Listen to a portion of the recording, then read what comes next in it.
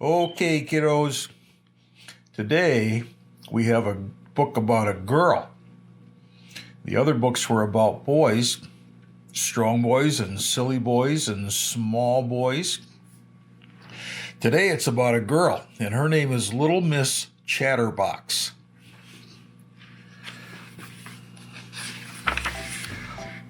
Little Miss Chatterbox talked more than a lot. She talked all the time.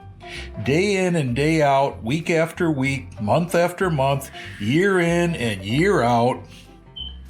She never stopped. She didn't know it, but she even talked in her sleep. She had a brother. I'll bet you can't guess what his name was.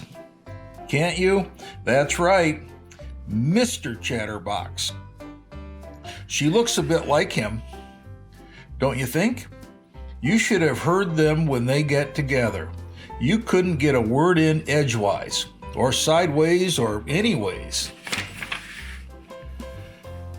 Have you ever heard about somebody being able to talk the hind leg off a donkey? Well, Mr. Chatterbox could talk both hind legs off a donkey. And his sister could talk the hind leg off an elephant. Now, this story is about the time Little Miss Chatterbox decided to get herself a job, which she did, in a bank in Happy Land. At 10 o'clock one Monday morning, Mr. Happy strolled into Happy to Lend You Bank in the middle of Happy Town. He took out his checkbook, wrote a check, and went to the counter. Behind the counter on her first morning at work stood Little Miss Chatterbox. She smiled at Mr. Happy. Mr. Happy smiled back. "Good morning," he said cheerfully. "Well," said Little Miss Chatterbox, taking a deep breath. "And now," continued Little Miss Chatterbox, "it's time for the bank to close and time for me to go home. So goodbye, nice talking to you, and she went home, leaving poor Mr. Happy without any money. She talked the whole day long and never got him any money at the bank. The following morning, she was fired. She got herself another job at a restaurant, the Eat-A-Lot. It was Tuesday morning, and at midday, Mr. Greedy walked into the restaurant and sat himself down at his usual corner table. He always ate there on Tuesdays because that was the day they served extra large portions. The waitress came up to take his order. "What's the soup of the day?" Mr. Greedy asked the waitress. "Well," said Little Miss Chatterbox, for she was the waitress, "the soup of the day is tomato, but we also have other soups on the menu, such as oxtail and vegetable and chicken noodle, but we have lots of other things to start with as..." And she went on and on and on until midnight. Mr. Greedy was still sitting there listening in amazement. He'd been there for 12 hours, just listening. "And now," continued Little Miss Chatterbox, "it's time for the Eat-A-Lot restaurant to close and for me to go home, so goodbye, it was nice talking to you." And she went home, leaving poor Mr. Greedy feeling rather empty. He was hungry.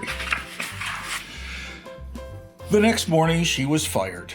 The same thing happened all week long. On Thursday morning, she was fired from her job as an assistant in the hat shop. Miss Splendid went to the shop to buy herself a new hat, but she couldn't. "Oh, ma'am, I've just the hat just for you, and I know you're going to love it because it's pink, and pink is your color, and it was all talk and no hat."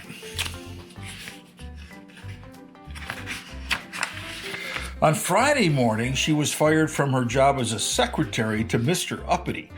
Mr. Uppity, incidentally, was the richest man in the world. I just thought you'd like to know, but poor Mr. Uppity didn't make any money that day when Little Miss Chatterbox was working for him. "Oh, no.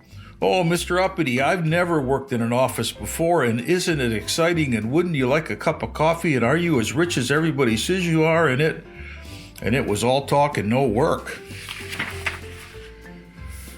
But this story has a happy ending because at the very end of that week, Little Miss Chatterbox managed to find herself a job that suited her down to the ground and up to the sky.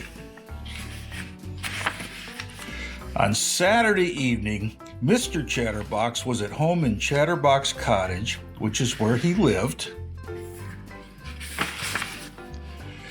And Mr. Chatterbox was cross. He was angry because his watch had stopped and he had arranged to meet Little Miss Sunshine at 7 o'clock, and he had no idea what time it was. So he decided to telephone the speaking clock to find out what time it was. He dialed the number. At the tone, the time will be 6:25 and 20 seconds. Little Miss Chatterbox took a deep breath. Beep. At the tone, the time will be 6:25 and 30 seconds. Beep. That's funny, thought Mr. Chatterbox to himself. That sounds just like my sister. The end. Hope you guys enjoyed that book. I don't think you're old enough to know what the dialing the phone to find out what time it is all about. But I miss you, I love you, and I'll see you soon. Bye.